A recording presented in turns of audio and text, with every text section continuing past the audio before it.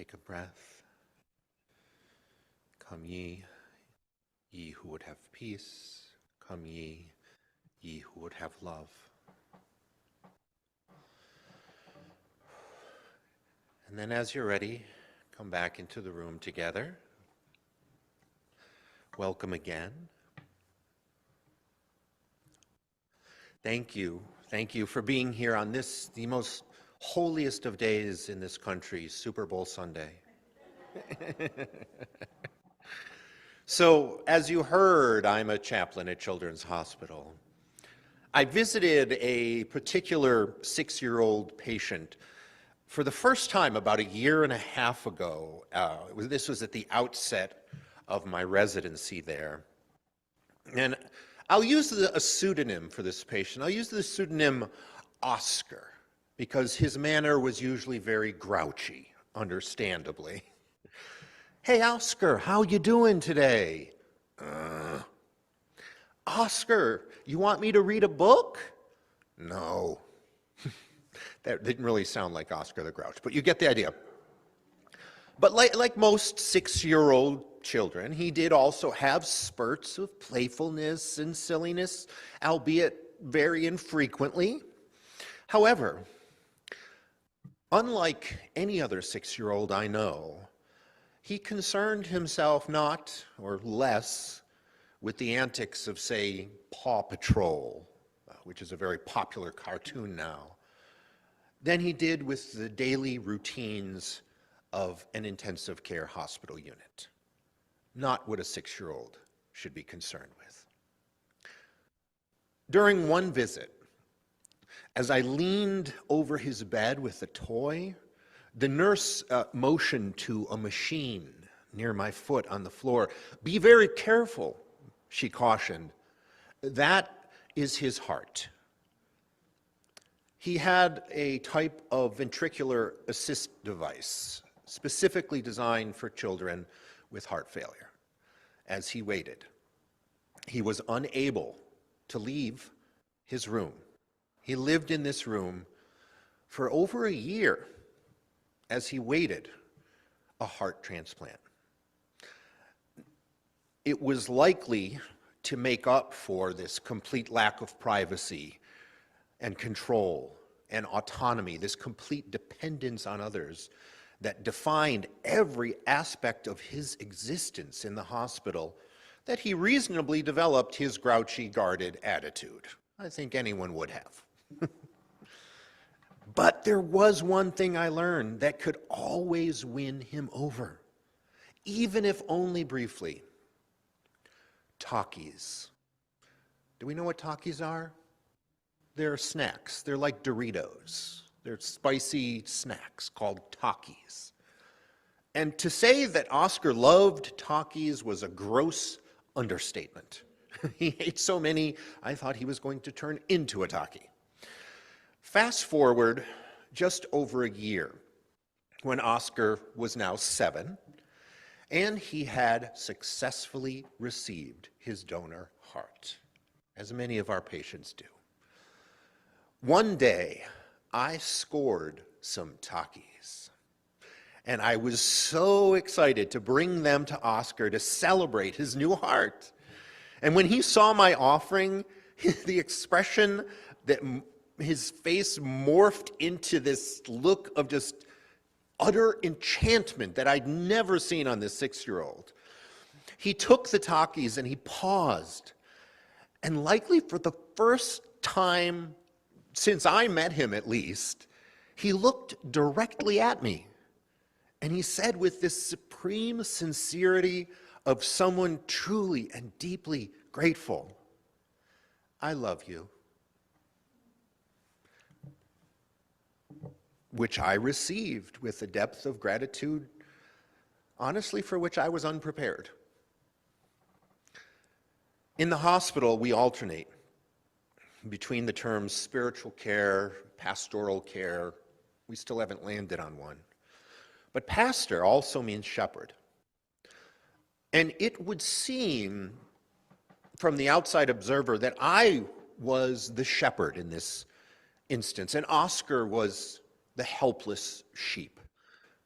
However, this relationship is troubling because shepherd-sheep immediately establishes a hierarchical power differential. In reality, however, is not the shepherd also dependent upon the sheep for their livelihood and for their ultimate contentment in life? They need the sheep as much as the sheep needs them. I tell this particular story because you can imagine how dependent he is.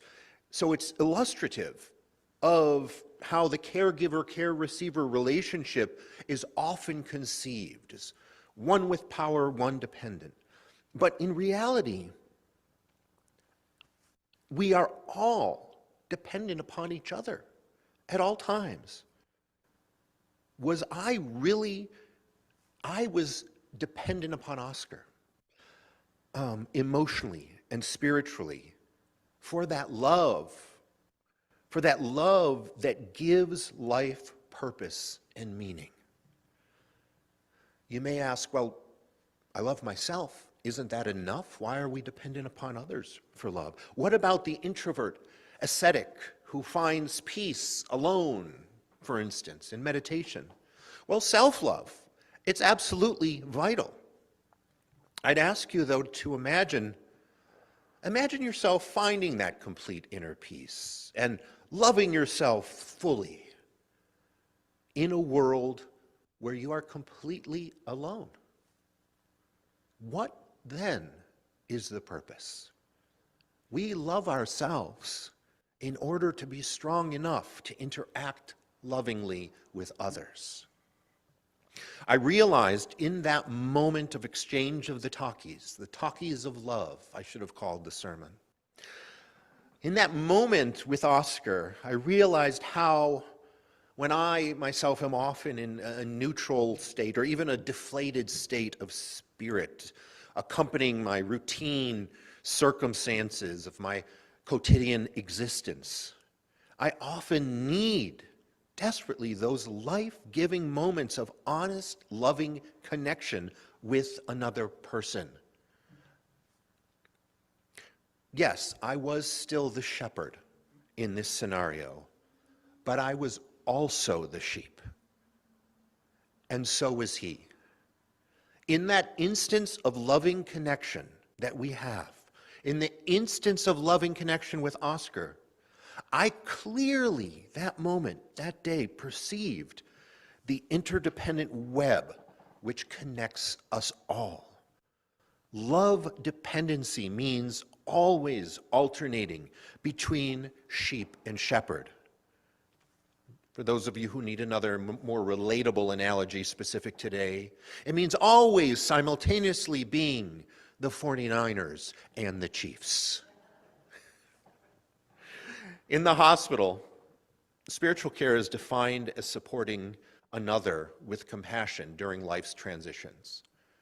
And there are a lot of significant transitions in the hospital. But we're always transitioning, even from one moment to the next. So we are always in need of spiritual care. And we are always also caring for each other's spirits, always. That is the warp and the weft of the love-dependent web of which we all are a part. Can you put up the new Article 2 image? Our new Article 2 image that was created for our new purposes and principles in our bylaws depicts this web. There it is. Our current principles, including interdependence, which is up there at the top, if you can't see it, they're placed in this way as circumambient strands of a web held together by love at the center. It's a great image.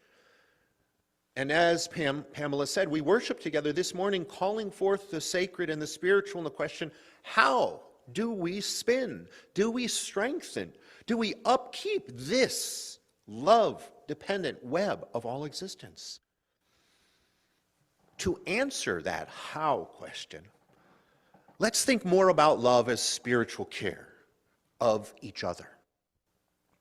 Unlike purely logistical support, in attending to spiritual care, one must first envision and embrace spirit, what spirit is. And, humanists and atheists, prepare yourselves, the divine. As you understand it, as a humanist, a religious naturalist myself, I acknowledge the collective human spirit, representative of meaning that can be found in the world and can be found in nature, in our connection to the earth, in relationships. The getting together is more important than the game, thank you. And in doing good by giving of ourselves. I acknowledge a connection to the larger and profound divine that is this living energy that pervades all life within and between us all. So recognizing that divine in each of us, spiritual care is then about supporting that divinity with love. Further, as the theologian Thomas Merton put it, our job is also to love others without stopping to inquire whether or not they are worthy. The author Brené Brown frames this as loving wholeheartedly, even if it hurts. It's difficult. Thus, love dependency is first about a courageous human connection, spirit to spirit, that is not easy, but's necessary. And what's more, as much as we need love, by demanding it or expecting it from others, I caution you, we sever the web. It's not effective. This leaves us with only one option: to ensure loving connection from others, we must initiate it ourselves. It may not always be returned, but only by loving others can we assure that it will ever be returned. Loving others is also complex, as I said. It's difficult, and it's even potentially harmful. One of the first learning assignments I was given when I was a ministerial intern, was to preach for 10 minutes on my personal theology using a single concept. I had to come up with one concept as my personal theology and preach on it. This was when I was an intern. And the concept I came up with was free hugs. In the same way, though, that loving is risky, that framing of my personal theology as free hugs also held potential for harm. Not everyone can give or receive hugs, physically or even emotionally. There are considerations of consent involved with hugging. Unsolicited hugs can cause pain. Even with consent, we cannot expect that someone will hug back with the same intensity. So I gave that sermon back in 2019, and I could not have foreseen that very soon thereafter, in 2020, hugging another human might severely sicken them and even be considered a malicious act. Therefore, I have since reconceived my personal theology. At least for now. We're always in process. I've reconceived it as offering free spiritual hugs. To recap, the how of spinning this love-dependent web begins with recognizing the divine in another and loving by offering courageous spiritual hugs. That's the how so far.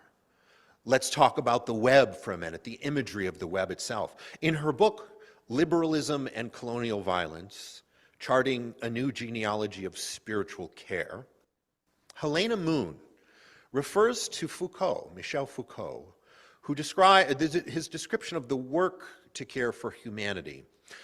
In lieu of shepherd, Foucault states, quote, "So the royal art is the art of the weaver, which is an art that consists in bringing together these lives in a community that rests on concord and friendship. He reframed it from the shepherd to the weaver.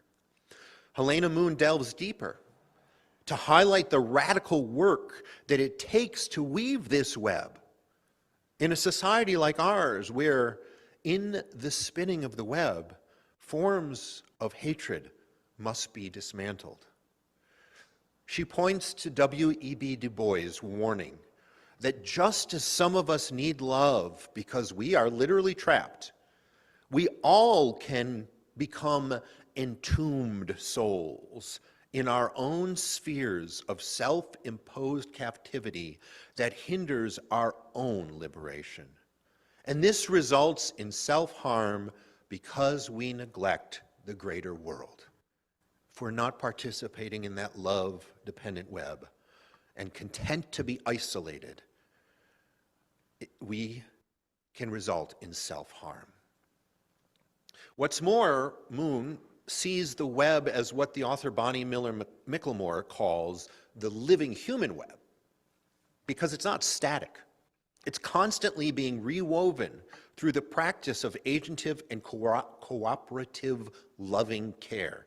The strands of the web that connect us through, as was in the image, through interdependence and equity and transformation and pluralism and generosity and justice, as Article 2 image depicts. The strands of the web that connects us through love, and all of those will weaken on occasion, as we know. But even if one or more of these strands is severed, in a web, if you can picture a web, the web remains intact. It weakens, and it necessitates ever diligent reimagining and reweaving to strengthen it again. So some of these can be severed, but we have to continue to work to reweave them, because even when they're severed, the web is still supportive, just more precarious. Now that we hopefully have a better understanding of the love-dependent web, and you can take the image down, thank you, because I don't know if the people online can see me with the image, but it's all right. So if you'll indulge me, I'd like to facilitate just a short ritual to better understand this love-dependent web. I'd like you to imagine I'm going to start spinning the web from where I am. I love that you're actually weaving right now, Pamela. And I'm going to start spinning the web, and I'm going to spin it toward another person. Please either accept that, hold on a piece of this web, imagine holding this string of this web, and pass the end on to someone else, spin it to someone else. Or, if you feel like it, simply allow the web to pass by you and to the next person, if in the moment you're uncomfortable taking this string. So I'm going to spin it to you, and you please spin it to somebody else. And online, imagine we're spinning this web to each other, one by one. See the strands connecting each other. And as the strands connect, imagine sensing and connecting with and absorbing divine humanity that connects us all. This web is that energy, that divine humanity connecting one to the other. That energy of life that sustained and strengthened our ancestors and continues to flow through us and into future generations. Envision that. Imagine that here and now, this strings that connect us represent your energy and the energy of others commingling, filling the physical space in the sanctuary and traveling through the wires and signals to enter and fill the virtual spaces that connect us. Imagine this web here now. And when you do, be in it together. Be in that energy. Have faith that unconditional love will provide what is needed to keep that web between us taut and to support us all. And like I said, even if there are those who for whatever reason cannot or do not wish to hold the string in the moment, they are still also surrounded and also supported by our web, by the greater web of life and love. Because as the world fights literal wars, as well as ideological and moral wars that divide humanity more violently than I've seen in over half a century of life, as ties between friends and loved ones are severed by the weapons of hate and fear, there will be holes in this web we're imagining. In spite of, and because of this, the rest of us must continue to deploy that love that we all depend on and continue to respin and reimagine this web, this love-dependent web. Witness this web around you. And as you do, I'm actually going to reread the call to worship because we can envision it a little differently now that we have this woven web.